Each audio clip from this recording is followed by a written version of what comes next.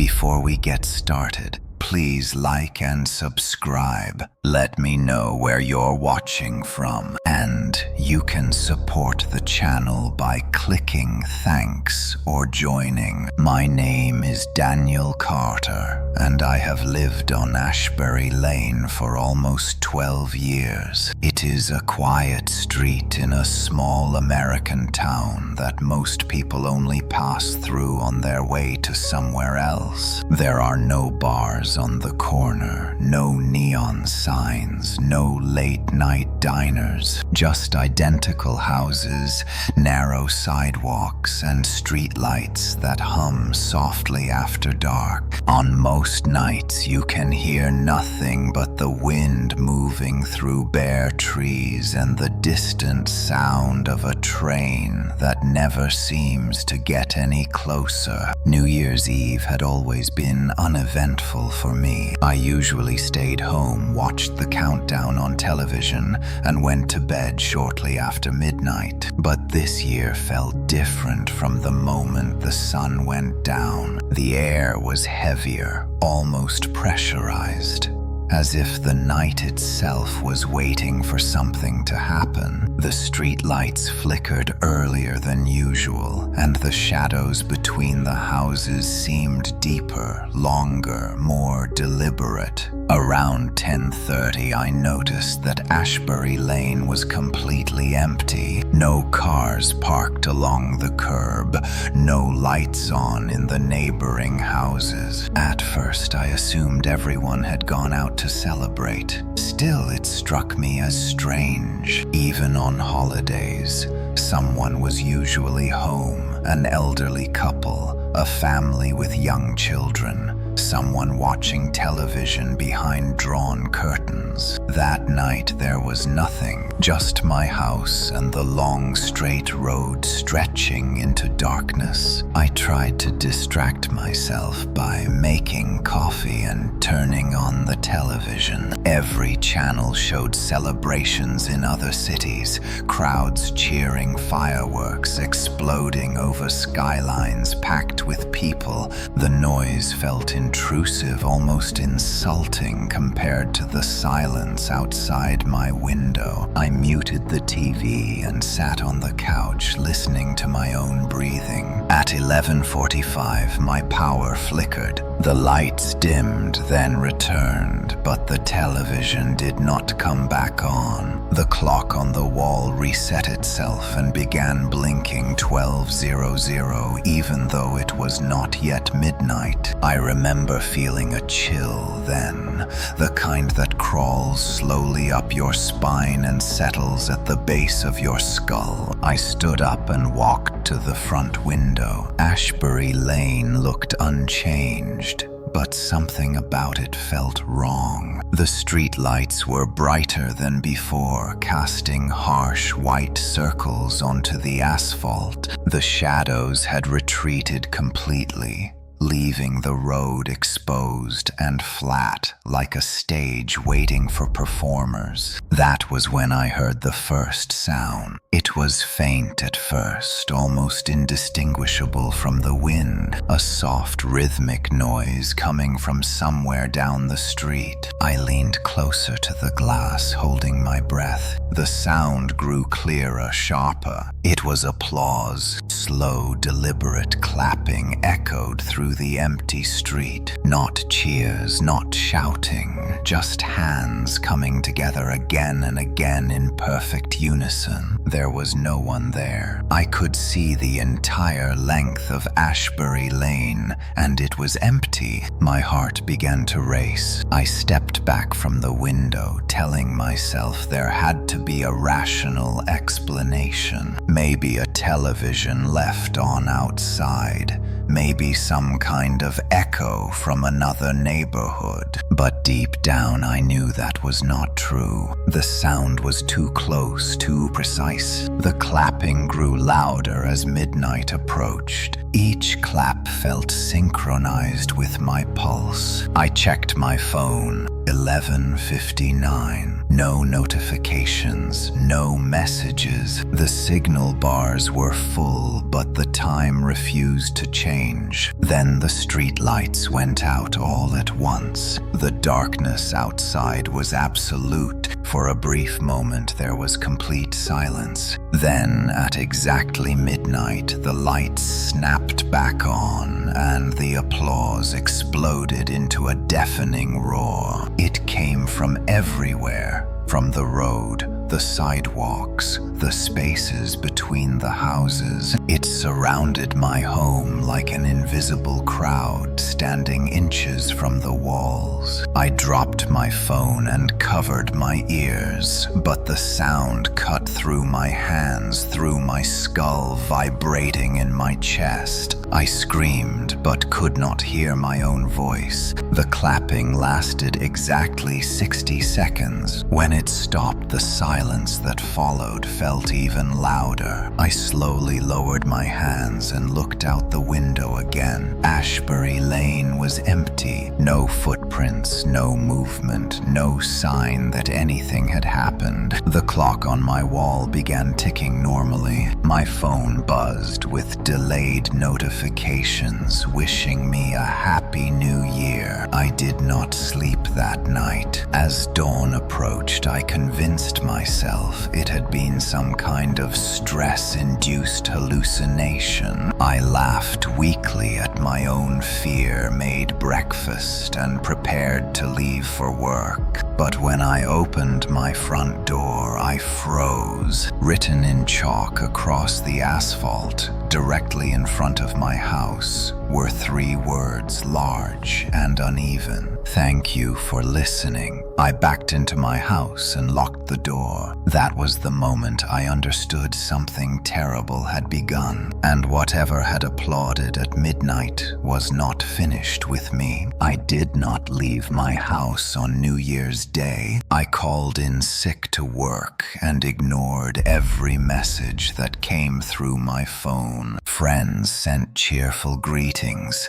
co-workers complained about hangovers, and family members asked about dinner plans. I deleted none of them, but I did not respond. Every vibration of my phone made my stomach tighten because part of me expected the street to answer back. The chalk words outside my house were gone by morning. I watched through the window as sunlight crept across Ashbury Lane and revealed clean, untouched asphalt. No smears, no residue, no sign that anyone had written anything there at all. That should have reassured me. Instead, it made my fear heavier. If there was no evidence, then there was no way to prove to myself that what happened had been real. I spent most of the day moving from room to room, listening. The house made its usual sounds.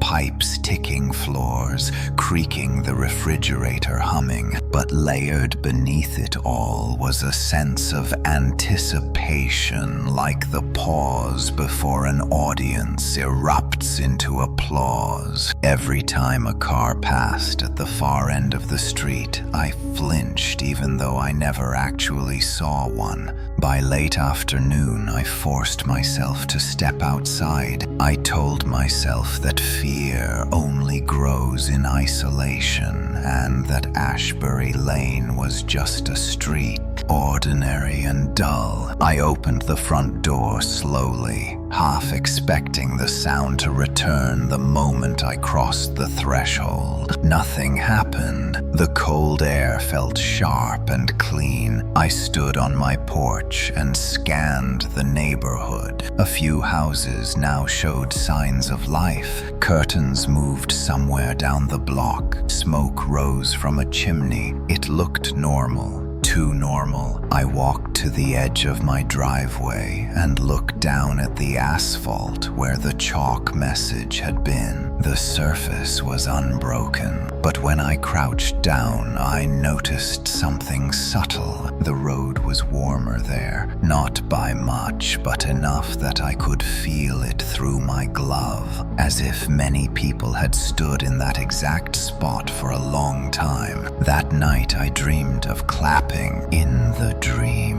I stood in the middle of Ashbury Lane, surrounded by darkness. I could not see the houses, but I knew they were there, looming just beyond my vision. The applause started softly, then grew until it became thunderous. I tried to turn in circles to see who was clapping, but there were no hands, no bodies, just sound. When I woke up, my palms hurt. Red marks crossed the skin as if I had been clapping in my sleep. Over the next few days, small things began to change. The street lights stayed on longer than usual. The timing of their glow seemed off, as if they were following a different clock. At exactly 11:59 every night, they brightened just a little. Not enough for anyone else to notice.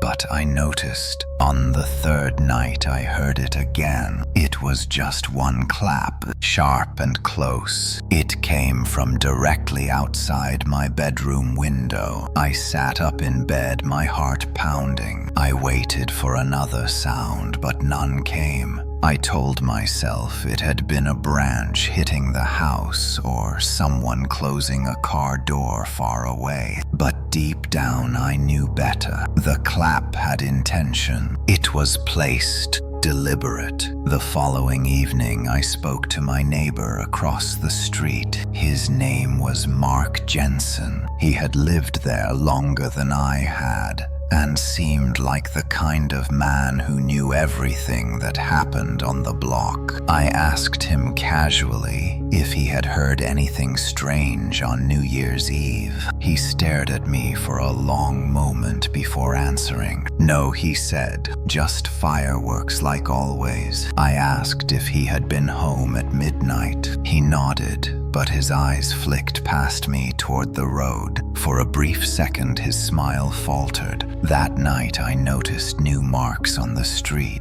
They were not footprints exactly, more like shallow impressions scattered along the asphalt, as if something heavy had leaned forward and back repeatedly. I counted them without meaning to. There were dozens. At 11:58, the air grew tense again. The same pressure, the same waiting silence. I stood at the window watching Ashbury Lane prepare itself. At 11:59, one clap echoed through the street. At midnight, there was no applause. Instead, there was a whisper. It came from everywhere at once. A soft, breathy sound layered with hundreds of voices overlapping. I could not understand the words, but I understood the meaning. They were practicing, and they were getting closer. By the end of the first week of January,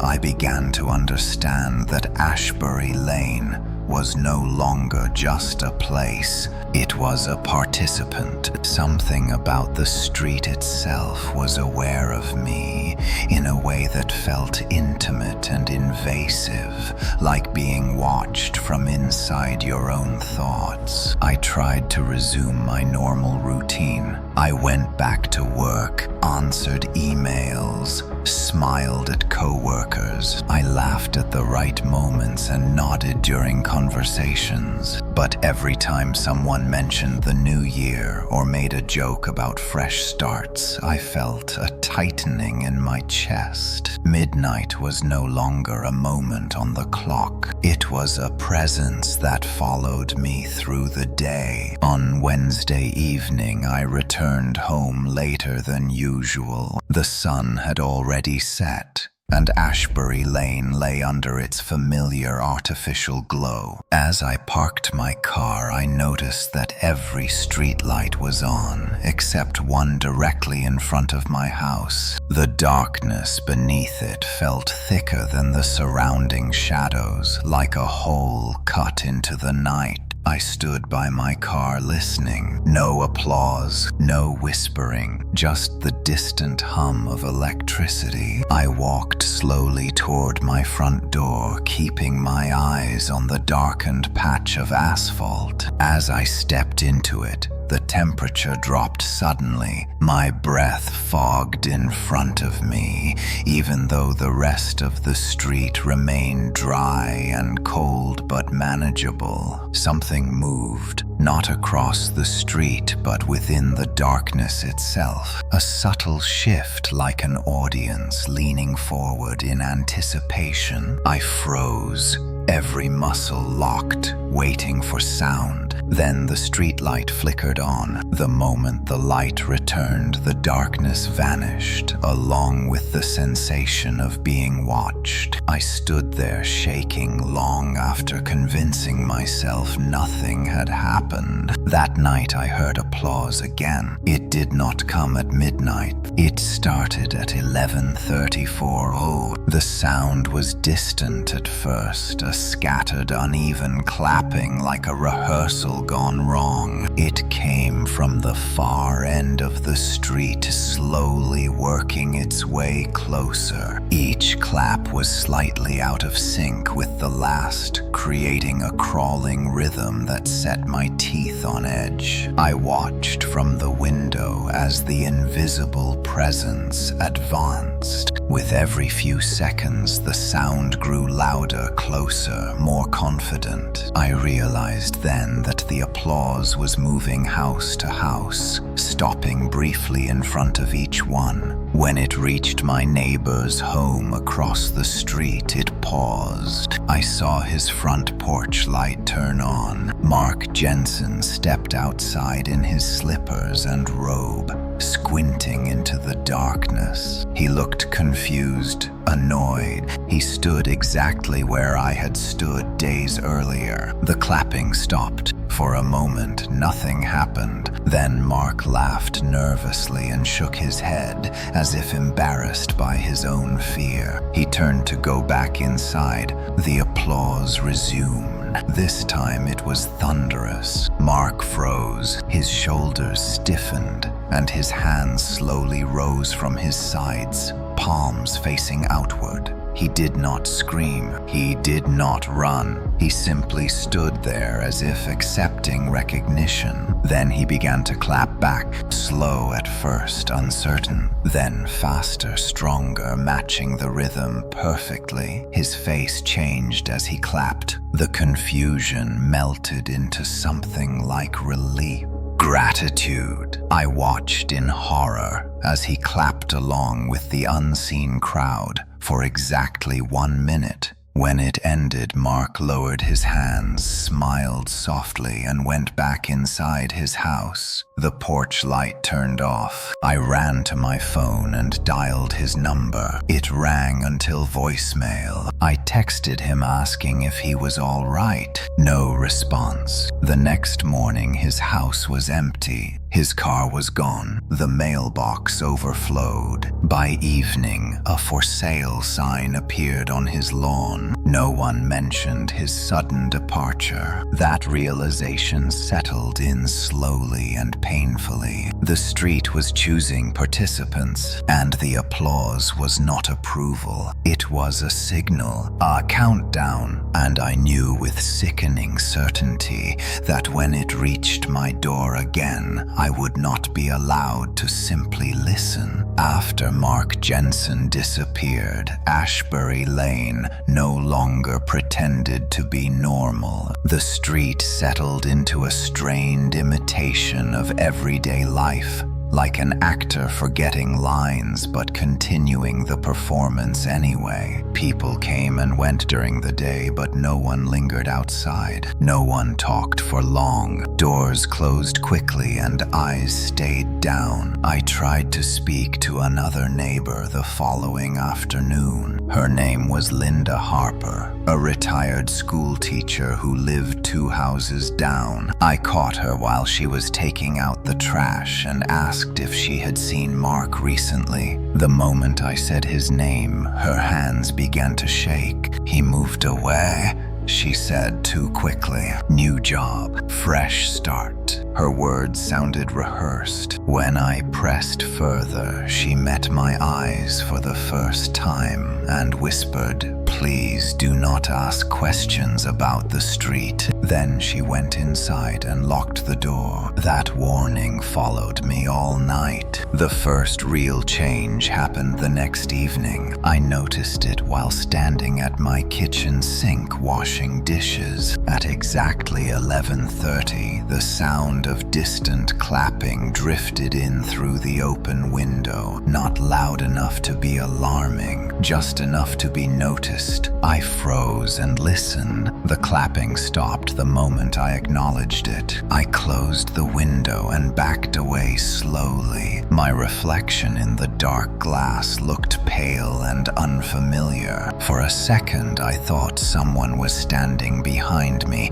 but there was nothing there. At 11:45, every porch light on Ashbury Lane turned on simultaneously. The sudden uniform glow made the street look staged, artificial, like a movie set waiting for action. I stepped onto my porch without thinking, drawn by a sense of obligation I did not understand. Across the street, curtains parted slightly. Faces appeared briefly, then vanished. I realized then that I was not the only one being watched. At 11:50, I heard my name. It was spoken softly, carried on the cold air. "Daniel." I spun around, searching for the source. The street was empty. My heart pounded as the name came again closer, this time layered with many voices speaking in imperfect unison. "Daniel." The sound was not threatening. It was welcoming. That frightened me more than anything else. I retreated inside and locked the door. I turned off the lights and waited in darkness, watching the clock inch forward. Every second felt deliberate, measured. At 11:58, the clapping returned. This time it was organized, controlled. Each clap landed with precision, like a signal being sent and received. The sound circled my house, slowly moving clockwise, tracing the walls from outside. I felt it through the floorboards, through the air. The house itself seemed to respond, creaking softly, as if acknowledging the attention. At 11:59, the clapping stopped. Silence flooded in so complete it rang in my ears. Then came the knock. 3 slow, deliberate knocks on my front door. I stood frozen, unable to breathe. My mind screamed at me not to answer, but my body leaned forward on its own. I took one step, then another, moving as if guided by invisible hands. I reached the door and placed my hand on the knob. "Do not open it," whispered a voice from somewhere inside my head. Another voice replied, "You are being invited." The door handle was warm. I pulled my hand away and stumbled backward. The knocking did not resume. Instead, I heard movement outside, subtle shifting like a crowd adjusting their stance. The clock struck midnight. There was no applause. There was laughter, soft, restrained laughter coming from everywhere at once. It lasted only a few seconds, but it was enough to make my knees buckle. When it stopped, the porch lights turned off in unison. Curtains closed, closed. The street returned to darkness. I slid down against the wall and stayed there until morning. When dawn came, I found a small object on my doorstep, a white paper ticket neatly placed in the center. Printed on it were 2 words: next participant. The street was no longer watching. It was waiting. The ticket stayed on my kitchen table for 2 days. I did not touch it. I did not throw it away. It sat there like an accusation printed in clean black letters that refused to fade. Next participant. The words felt heavier each time I looked at them, as if the paper itself was gaining weight. Ashbury Lane grew quieter after that. Not empty quieter. Cars still passed occasionally. Neighbors still left for work and returned at dusk, but conversations vanished. Smiles became brief and brittle. Everyone avoided standing outside near my house. When they did pass, they moved faster,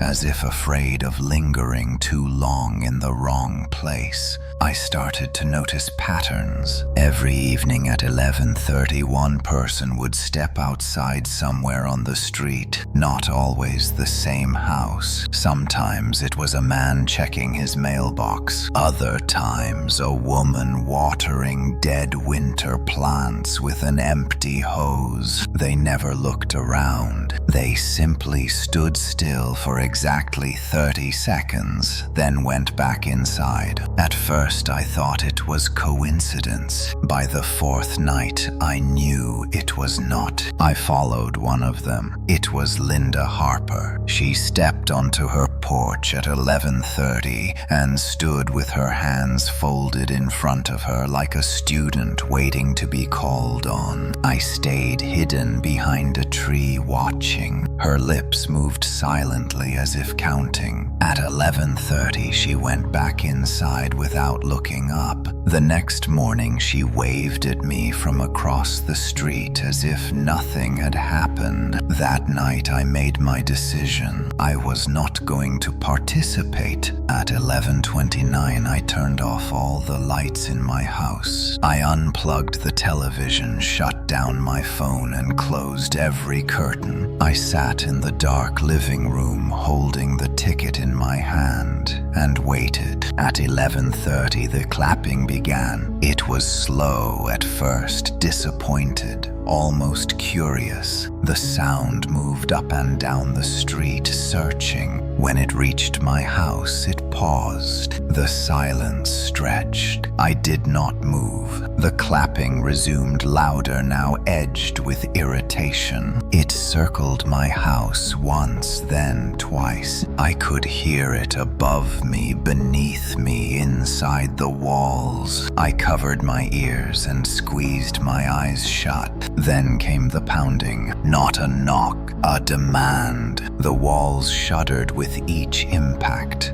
as if dozens of hands struck them at once. The house groaned in protest. I tasted blood where I bit down too hard. Stop!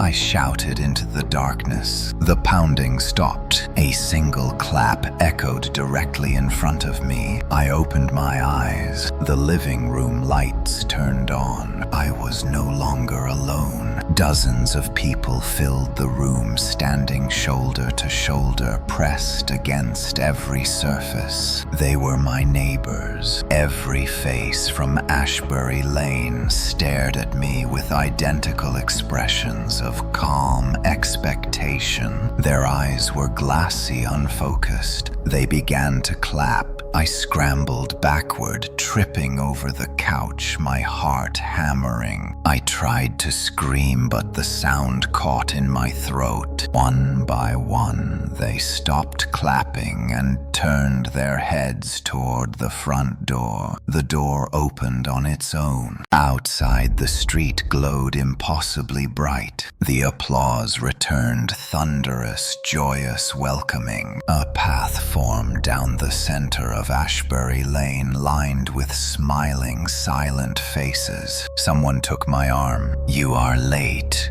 a voice said gently. I wrenched free and ran. I do not remember reaching my bedroom. I only remember slamming the door and locking it, shaking uncontrollably. The clapping followed me up the stairs but did not cross the threshold. At midnight, everything stopped. The house emptied. The lights went out. In the silence that followed, I realized something worse than fear. They were not forcing me. They were waiting for me to agree. I stopped sleeping after that night. Whenever I closed my eyes, I saw the path of light stretching down Ashbury Lane and felt hands guiding me forward with polite insistence. So I stayed awake, pacing the house, drinking cold coffee, and watching the street through slivers in the curtains. What frightened me most was how normal everything looked in daylight. Children rode bikes. A delivery truck stopped briefly. A jogger passed through without slowing down. Ashbury Lane only revealed itself at night, and only to those who belonged to it. I decided to learn its history. The town library sat 3 miles away, housed in a brick building that smelled of dust and old paper. I spent the afternoon combing through local newspapers and property records. Ashbury Lane appeared in archives as far back as the 1940s. The articles were unremarkable at first.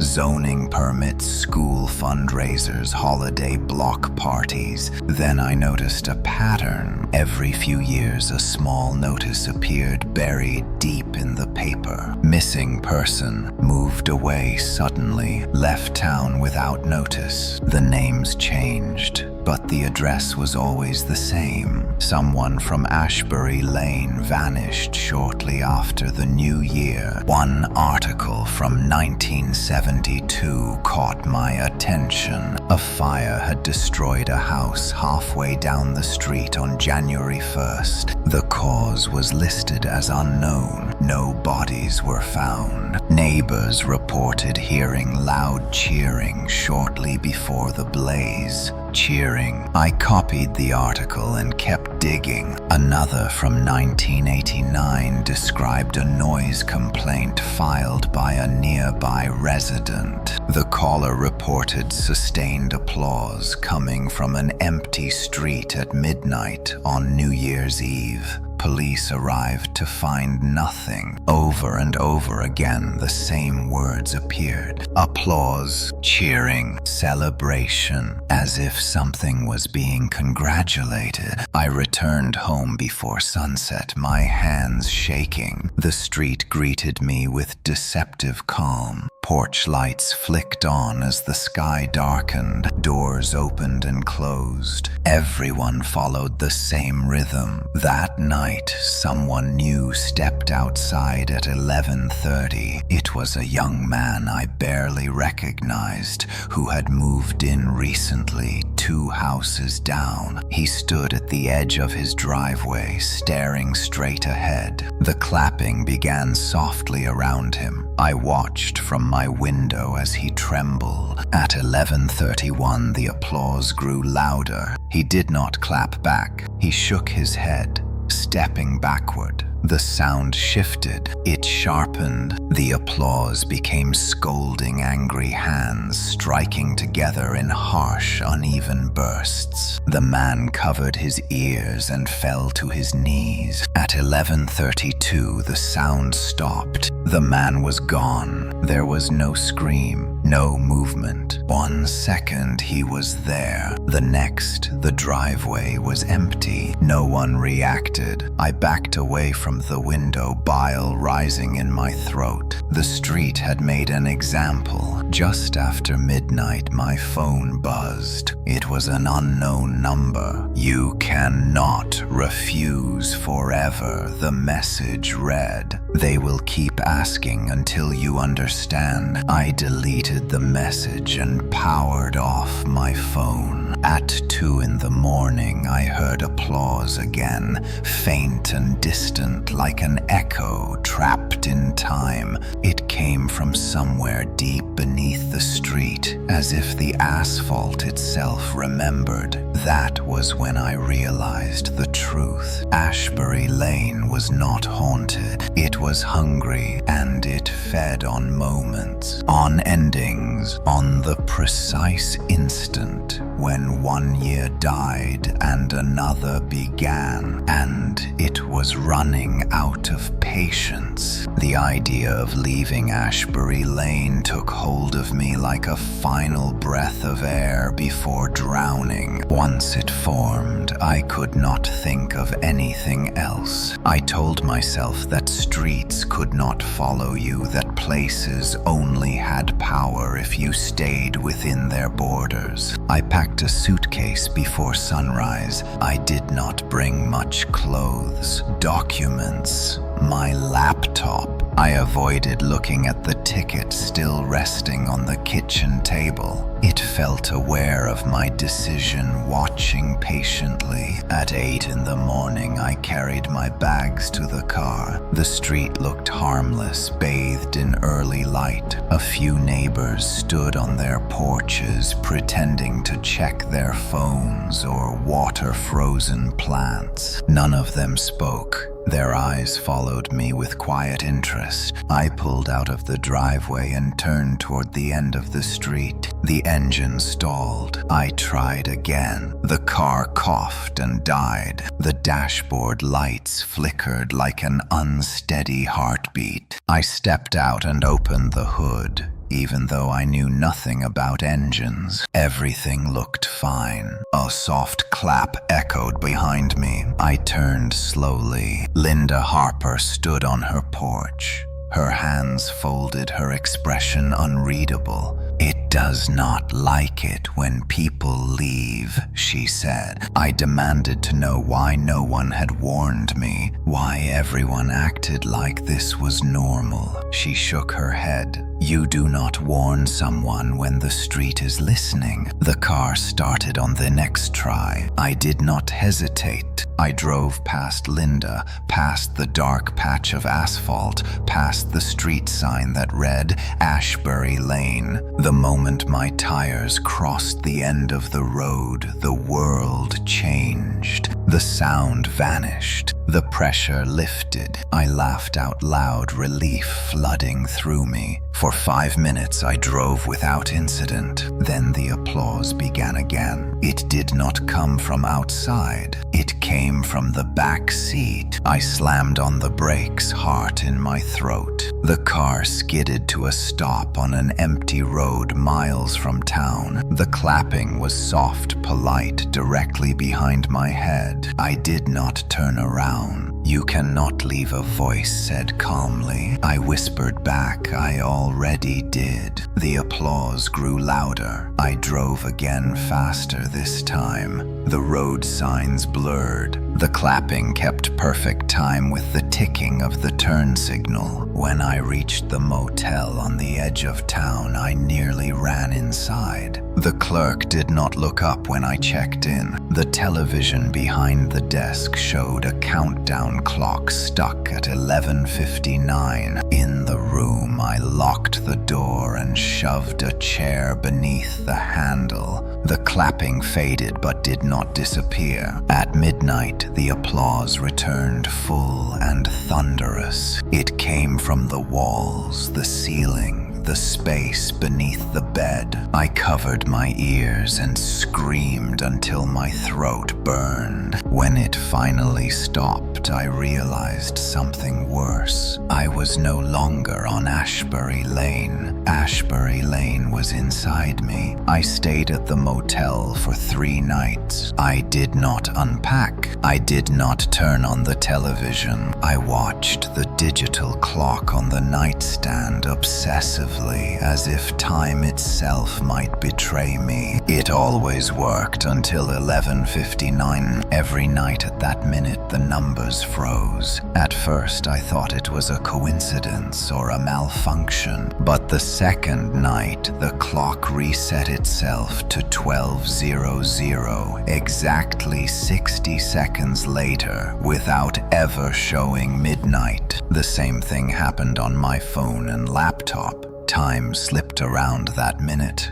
like water around a stone. The applause followed me everywhere. Sometimes it was faint, like someone clapping softly in another room. Other times it was sharp, sudden, directly behind my ears. Once I heard it while standing in line at a gas station and nearly dropped to my knees. No one else reacted. That was when I understood the worst part. The applause was no longer sound. It was memory. I began to forget small things. The name of the motel, the route back to Ashbury Lane, the face of my mother. In their place, other details surfaced uninvited. The exact spacing of the streetlights, the rhythm of the clapping, the way the asphalt felt warm beneath my feet. On the fourth morning, I woke up standing. I was fully dressed,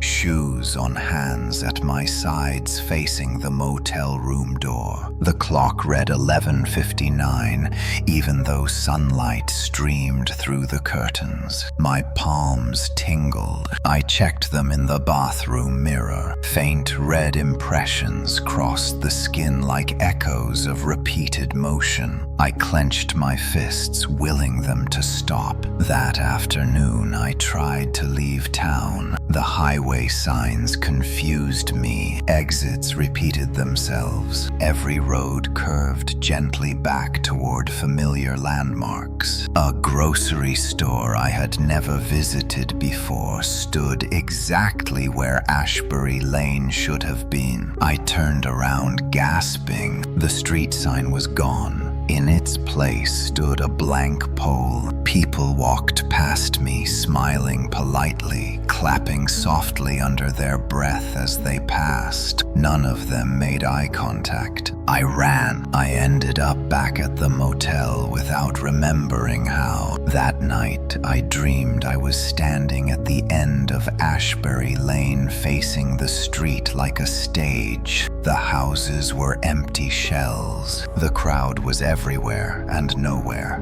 "You are learning the timing," a voice said approvingly. When I woke, my hands were sore. I checked the time, 11:59. Outside the motel window, the parking lot lights brightened unnaturally. Shadows vanished. I did not need to hear the applause to know it was happening. I stood up. Somewhere far away, a crowd leaned forward waiting, and I realized with cold certainty that the street was no longer calling me back. It was rehearsing through me. By the time I realized my body was no longer fully mine, it was already too late to pretend otherwise. The changes were subtle at first. Small betrayals that could be dismissed as stress or exhaustion. My hands twitched when I tried to keep them still. My feet angled themselves toward doors and windows without conscious thought. The applause had rhythm, and my body was learning it. On the fifth night at the motel, I woke up clapping, not loudly, not proudly, just enough for my hands to meet in slow, careful movements. I stood frozen in horror, listening to the soft sound echo in the room. When I forced my hands apart, they trembled violently, as if resisting separation. I wrapped them in towels and sat on the bed until dawn. In the morning, the clerk finally spoke to me. "You did well last night," he said without looking up. I asked him what he meant. He smiled thinly. "You kept time." I left immediately. Outside the motel, I noticed others behaving strangely. A man at the vending machine clapped twice before pressing a button. A woman loading her car paused. At at exactly 11 seconds between movements, as if following invisible cues. They were not residents of Ashbury Lane, they were performers. I drove aimlessly until my gas ran low and pulled into a rest stop. The place was nearly empty. As I stood in the restroom washing my hands, I heard clapping echo faintly through the tiled space. I looked into the mirror. For a split second, I did not recognize the face staring back at me. My expression was too calm, too composed, like someone waiting for approval. When I smiled, it felt automatic. I slammed my fist into the mirror. The glass cracked but did not break. The clapping stopped. In the silence, I heard breathing that was not mine. It came from inside my chest. That night, the dream returned. I stood at the center of Ashbury Lane under blinding lights. The street stretched out endlessly. Houses faded into darkness beyond the glow. The crowd was vast and unseen, but I felt its attention pressing down on me. "You are ready," the voice said. I tried to scream, but my mouth formed a smile. When I woke, my feet were on the floor. The motel room door stood open. Outside, the sky was dark. My phone buzzed. A single notification glowed on the screen. Performance scheduled. Time 12:00. Location Ashbury Lane. I threw the phone across the room. It rang anyway. At 11:58, my hands began to move. At 11:59, I stood up. I did not remember deciding to return, but I knew exactly how to get there. The drive back to Ashbury Lane felt rehearsed. My hands turned the wheel at familiar angles, and my feet pressed the pedals with practiced precision. I did not need directions. The road unfolded exactly as I remembered, even though I was certain I had never driven it this way before. The closer I got, the quieter the world became. Traffic thinned, radios faded into static, streetlights appeared earlier than they should have, as if the evening were being rushed forward for my benefit. By the time I reached the edge of town, the sky had darkened to a deep artificial blue. The street sign stood waiting. Ashbury Lane. It looked freshly cleaned, polished in a way that made it feel new and old at the same time. As my tires crossed onto the asphalt, a familiar pressure settled around my chest, like an approving hand. "Welcome back," whispered a voice inside my head. I parked in my driveway. My house looked untouched. Lights off, curtains drawn, waiting. Neighbors stood outside in quiet clusters lining the sidewalks. They did not speak. They watched. At 11:45, every porch light turned on. The street transformed. The asphalt brightened smooth and flawless. Shadows withdrew to the edges. The houses faded slightly like scenery painted on flat boards. Ashbury Lane was no longer a place to live. It was a stage. I stepped out of the car without thinking. My feet carried me to the center of the street. The air vibrated with restrained energy. I could feel the audience leaning forward, holding its breath. At 11:50, the clapping began, slow, even, encouraging. My hands rose on their own. I clapped once. The sound echoed louder than it should have.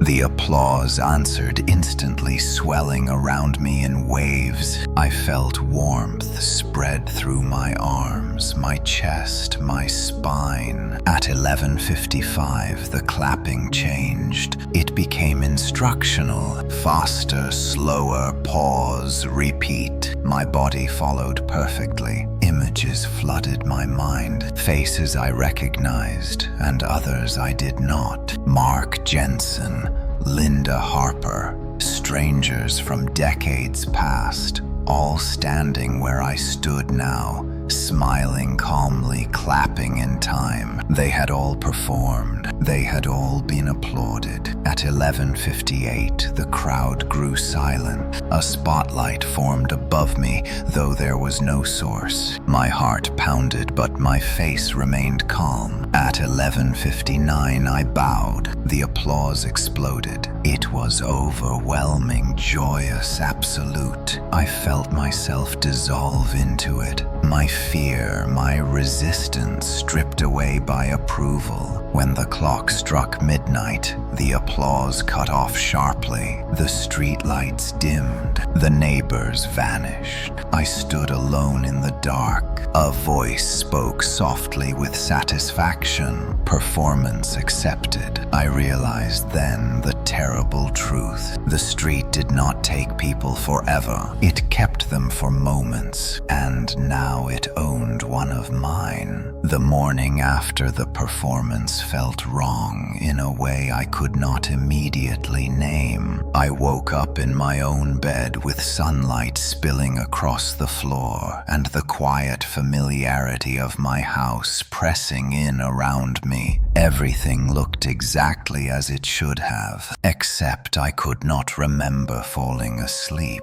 I checked the time. 8:17, a normal morning hour. The clock worked perfectly. No flicker, no pause. I waited for 11:59 out of habit and felt a dull unease when nothing happened. Something had been taken. I stood and nearly fell. My legs felt heavy as if they had already walked miles without me. When I reached the bathroom mirror, I noticed the change in my eyes. They looked distant, unfocused, like someone listening to a sound far away. The street outside was alive again. Children laughed. A garbage truck rumbled past. Ashbury Lane wore normalcy, like a costume pulled tight to hide seams. I tried to remember the performance. The applause came easily. The bow, the warmth of approval. But when I tried to recall what I had felt just before stepping into the street, there was nothing. A blank space where fear should have been. That absence terrified me. At work, my coworkers asked how my holiday had been. I opened my mouth to answer and realized I did not remember it. Not clearly. The days blurred together like scenes cut from a film. At 11:30, my hands began to itch. I excused myself and locked myself in a bathroom stall, pressing my palms together to stop them from moving. A faint rhythm pulsed through my fingers. "You did well," whispered a voice that sounded disturbingly like my own. I went home early. That evening, I noticed the neighbors watching me differently, not with anticipation, but with relief. They smiled.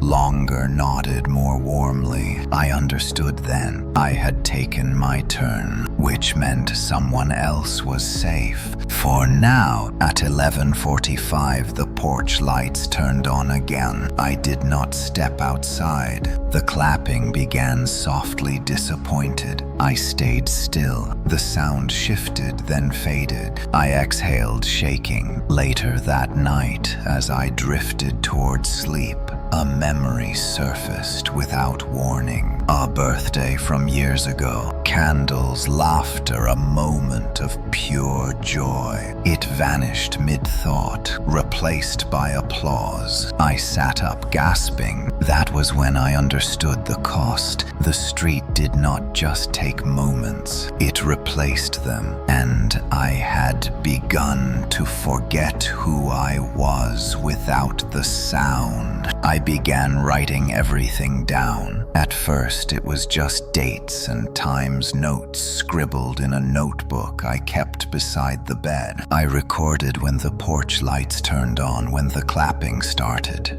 when my hands tingled. But soon the notes became more desperate. Names, memories, sensations, anything I was afraid of losing. Because the forgetting was accelerating, I would open the refrigerator and forget why I was there. I would drive to work and not remember the route.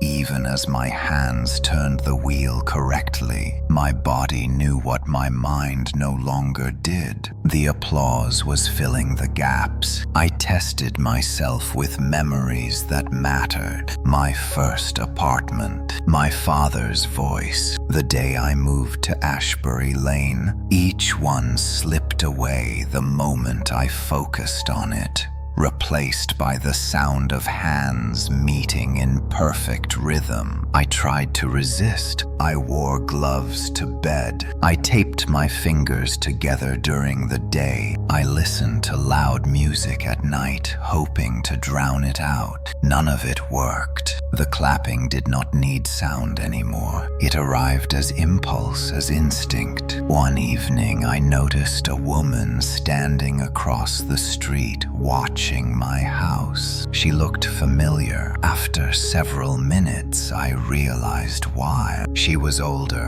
It was Linda Harper. Her hair was completely white now. Her posture stooped. She leaned on a cane and stared at my house with quiet recognition. When she noticed me watching, she smiled sadly and raised her hands. She clapped once. I felt something tear inside my chest. In that instant, I understood. Linda had performed more than once. The street did not rotate participants equally. It returned to those who survived. That night, I dreamed of a long line of people stretching down Ashbury Lane, each one stepping forward, bowing, clapping, vanishing. The line never shortened. I woke up with blood on my palms. The notebook lay open beside me. Pages were missing. In their place, someone had written new words in my handwriting. Encore scheduled. At work, I tried to warn a coworker. I told him not to listen at midnight, not to follow rhythms, not to clap even once. He laughed politely and changed the subject. That evening, his porch light turned on at 11:30. I did not look away. I was done pretending this was not my responsibility. The street had taken something from me, and it was going to take something from him unless I did something first. I decided to interfere, not confront the street directly, not challenge it with anger or fear. I had learned enough to know those emotions only fed the rhythm. Instead, I focused on disruption, broken timing, missed cues, silence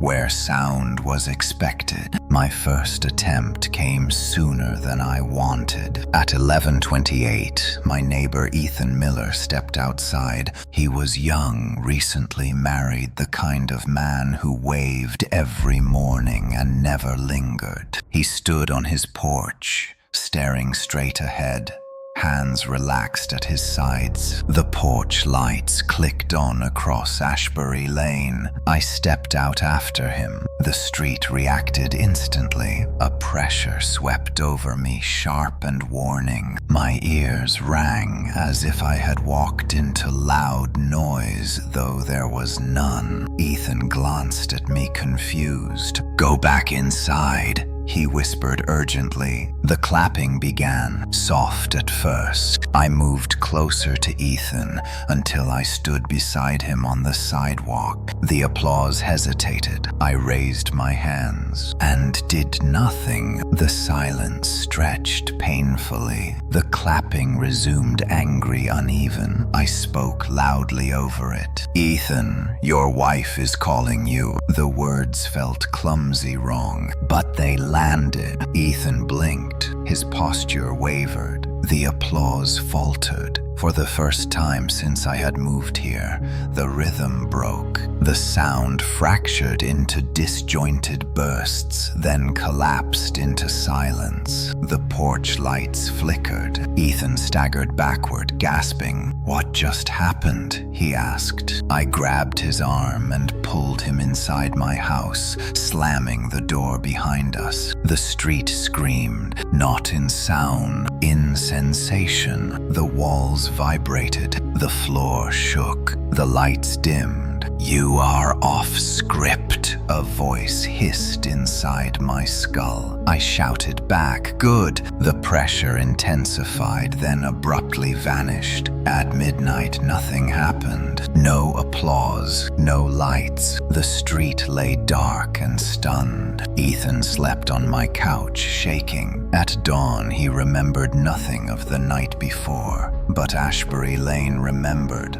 By evening, the neighbors would not meet my eyes. The streetlights burned hotter, and somewhere beneath the asphalt, something shifted its attention fully onto me. I had disrupted the performance. Now I was the problem. The retaliation began quietly. Ashbury Lane did not lash out with noise or spectacle. It withdrew. The street emptied itself of warmth and routine, leaving behind something colder and more deliberate. Neighbors stopped leaving their houses entirely. Cars remained parked for days. Curtains stayed closed even at noon. I became the only visible movement. At work, my badge stopped opening doors on the first try. Emails failed to send. My name disappeared from schedules. It was as if the world around Ashbury Lane had begun to forget me in response to the street remembering too much. At night, the clapping returned, but it was different. It no longer searched for participants. It followed me. Wherever I went in the house, the sound tracked my position. When I moved upstairs, it rose beneath my feet. When I entered the kitchen, it echoed from the cabinets and walls. I stopped sleeping altogether. On the third night after I disrupted the ritual, I found a chair placed in the middle of the street outside my house. It had not been there an hour earlier. The chair faced my front door. A spotlight of streetlight illumination framed it perfectly. "Invitation," whispered the voice. I did not go outside. The chair remained until dawn,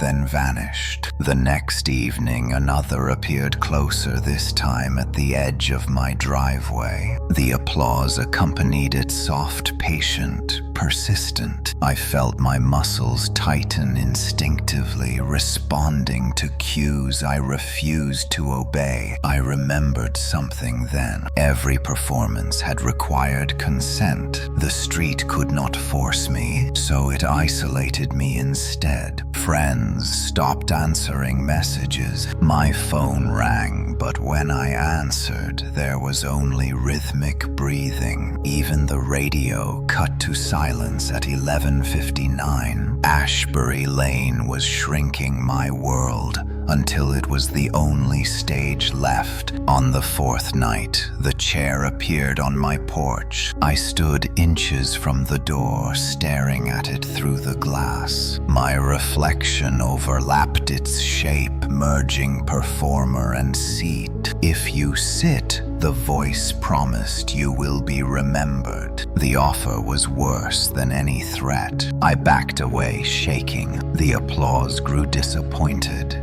Sharp hands striking in irritation. Somewhere nearby, a window shattered. A scream cut short. The street was punishing disobedience, and it was doing it loudly enough for me to hear. I understood then. The street was teaching me what would happen if I refused again, and it was running out of patience. I knew the street would not stop. The chair on my porch was not a threat. It was a deadline. Ashbury Lane did not measure time in days or hours, but in compliance. Every refusal shortened whatever grace period I had left. So I did the one thing I had avoided since the beginning. I went looking for the origin. Just before dawn, I stepped outside for the first time in days. The street was silent, stripped bare of its nighttime theatrics. In the pale morning light, Ashbury Lane looked older than it should have.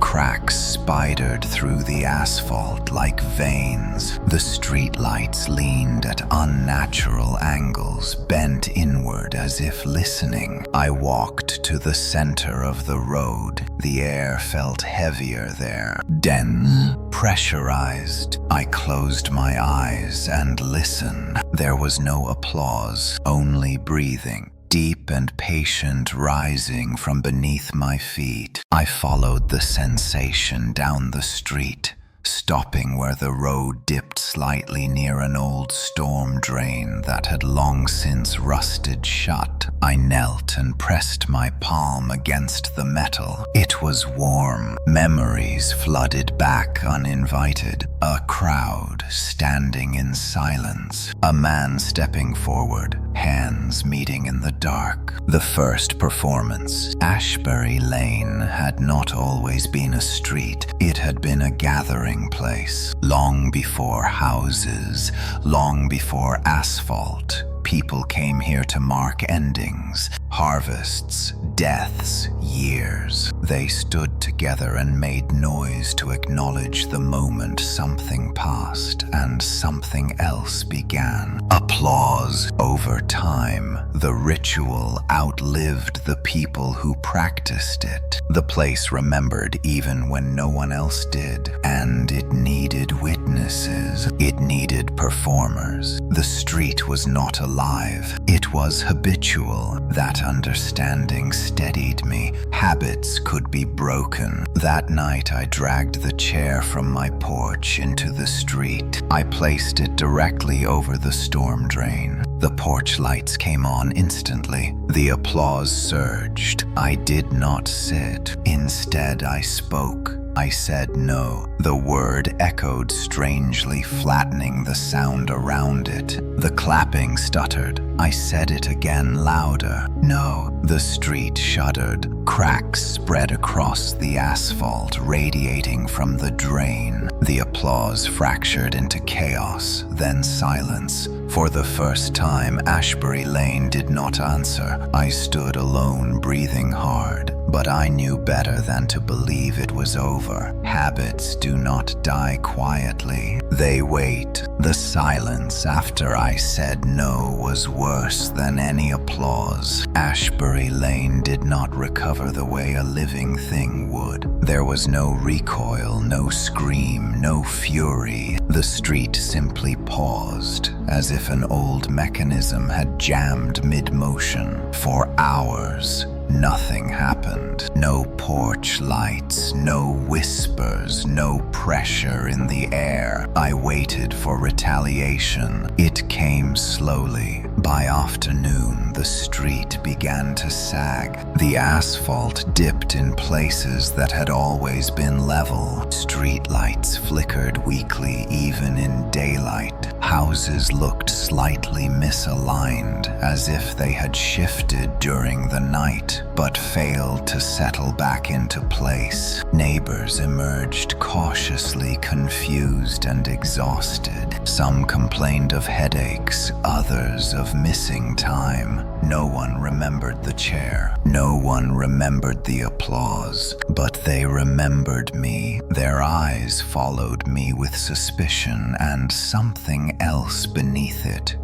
Fear mixed with resentment. I realized then that when the street lost its rhythm, It had not lost its hunger. It had lost its control. That night I dreamed without sound. No clapping, no voices, just empty space. When I woke, my ears rang as if something enormous had just moved past me unseen. At 11:30, the porch lights flickered on out of habit, then shut off again. The system tried to restart and failed. The street did not like that. The ground beneath my house vibrated gently like a distant engine. I felt it in my bones more than I heard it. Something beneath Ashbury Lane was shifting, searching for a new pattern. I remembered the line from my dream. Habits wait. At 11:58, the pressure returned violently. It slammed into the street without warning, bending light and sound. Windows rattled. Car alarms screamed, then died. The applause returned wrong and broken. Hands clapped out of sync, colliding, overlapping, too fast, too slow. The rhythm was gone. I covered my ears,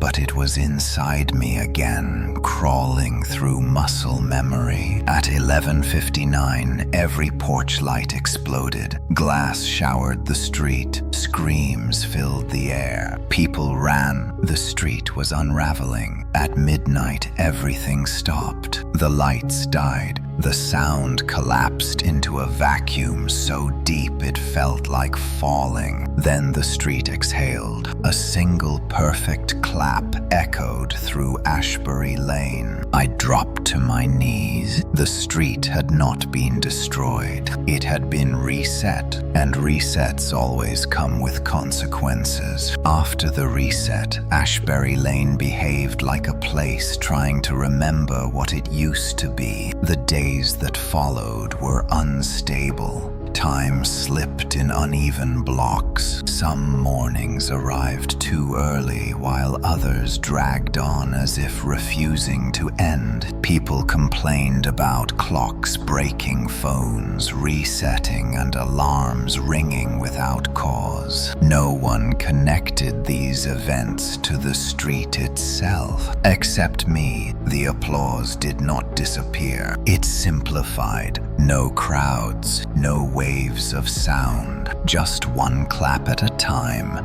spaced carefully as if testing the new limits of the system. Always closer. On the third night after the reset, a single clap sounded outside my bedroom window at 11:47. It was sharp, clean, and deliberate. It felt like punctuation at the end of a sentence I had not finished reading. I looked outside. The street was empty, but something had changed. Chalk symbols covered the asphalt, faint and uneven, stretching from one end of Ashbury Lane to the other. They were not words. They were marks, repetitions, circles, lines, claps, recorded visually. A new language. At 11:50, another clap echoed directly beneath the window. My hands twitched in response. I pressed them flat against the wall, grounding myself. I understood then that the reset had not erased my role. It had clarified it. I was no longer a participant. I was a conductor. The realization arrived fully formed and unwelcome. When the street lost its rhythm, it did not look for another victim. It looked for guidance. At work, people avoided me. Conversations stopped when I entered rooms. I caught my reflection in glass and saw something different in my posture, something expectant. That evening, a child stepped into the street. She could not have been more than 10. She stood barefoot on the chalk marks, staring down at her hands. Her parents shouted from the porch, but she did not hear them. The clap sounded. Her hands moved. I ran. I reached her just as her palms met. The sound cracked the air. The street responded instantly.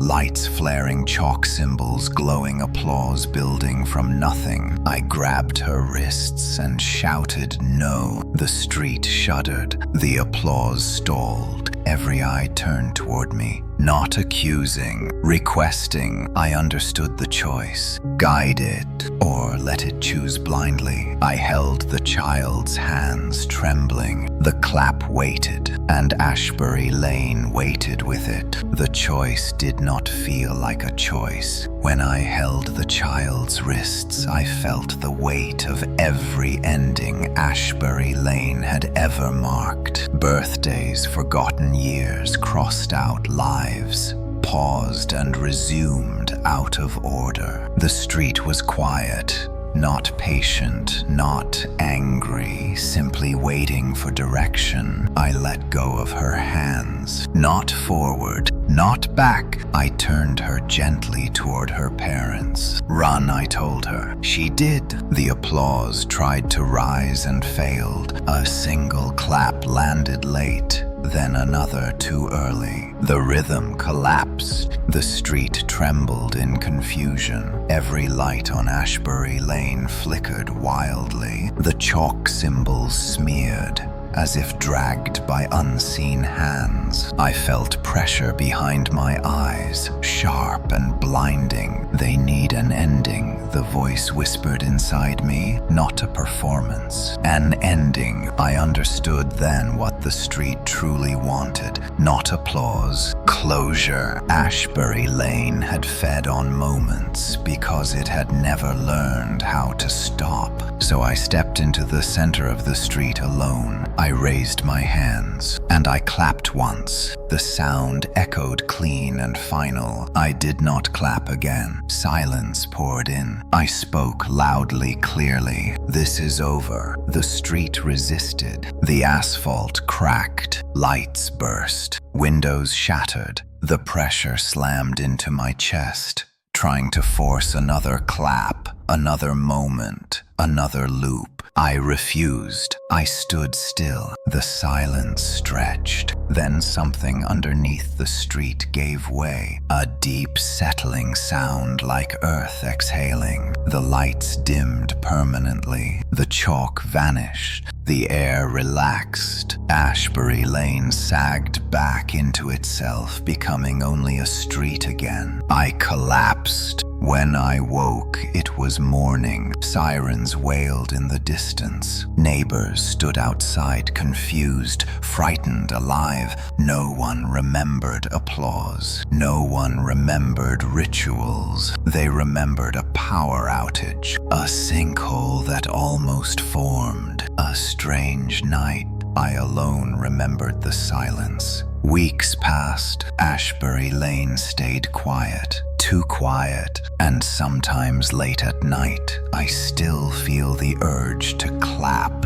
but I do not, because endings only work if someone chooses to let them end. Life resumed the way it always does after something terrible fails to finish properly. Ashbury Lane healed on the surface. Fresh asphalt covered the cracks. Street lights were replaced. The storm drain was sealed with new concrete, and a bright orange warning cone that disappeared a week later. The city called it routine maintenance. Neighbors nodded and accepted the explanation with relief. They remembered nothing else. They remembered a brief blackout, confusion, noise, no applause, no rituals, no children standing in the street, no chairs, no chalk. When I asked gentle questions, they laughed nervously and told me I had an overactive imagination. I stopped asking. I returned to work full-time. I attended dinners. I smiled at jokes. From the outside, I looked recovered, but recovery implies restoration, and something had been removed that could not be replaced. Silence followed me now, not the absence of sound, but the absence of response. Moments that should have echoed inside me fell flat.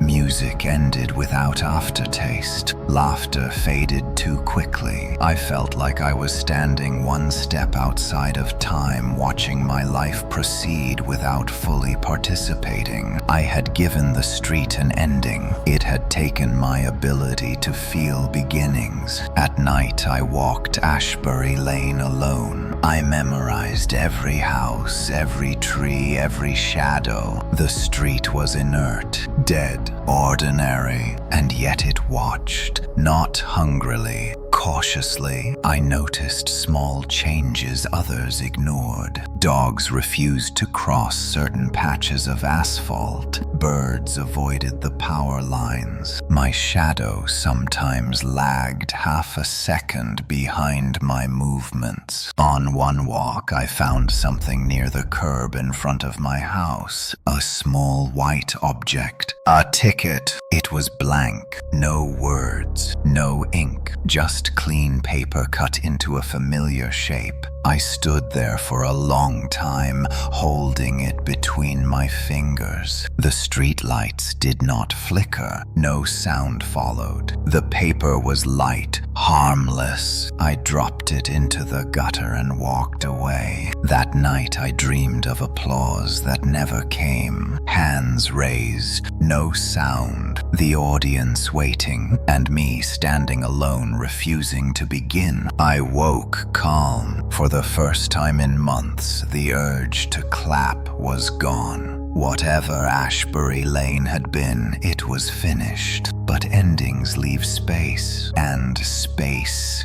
invites new habits. I did not mark the next New Year's Eve on my calendar. I tried not to think about it at all. December passed quietly. Snow came late that year, soft and thin, leaving patches of bare asphalt exposed like old scars. Ashbury Lane looked peaceful, decorated with lights and wreaths identical to every other street in town. No one mentioned last year. On the morning of December 31st, I woke with a familiar tightness in my chest. Not fear, anticipation. I stayed in bed, staring at the ceiling, listening to the quiet house. No whispers, no clapping, just the sound of heat in the walls and a distant car passing somewhere far away. I told myself that was proof that it was over. That night I stayed inside. I turned off the television and the lights and sat alone in the dark living room watching the clock. The numbers advanced normally. 11:45. 11:50, 11:55. Nothing happened. I laughed softly at my own tension. At 11:58, I felt it. Not sound. Attention. The same weight I had known before pressing gently against my thoughts. I held my breath, waiting for the first clap. It never came. The clock ticked forward. 11:59. Midnight. The year changed without ceremony. I exhaled. That was when I noticed my hands. They were raised, not clapping, waiting, palms facing each other, held inches apart, trembling slightly, as if remembering something they had been taught long ago. I lowered them slowly. Across the street, a porch light turned on, then another, then all of them. The street did not become a stage. It became a mirror. Every window reflected my image, standing alone, hands lowered, refusing to move. I realized then what the street had learned. It no longer needed applause. It needed witnesses. Somewhere far away, a single clap echoed not on Ashbury Lane, but inside my chest. I understood the final truth too late. The street had ended, but the habit had survived, and it had learned how to leave. The story ends here. Thank you for watching and listening to the whole story. Please subscribe to the channel and turn on the bell to listen to the next stories.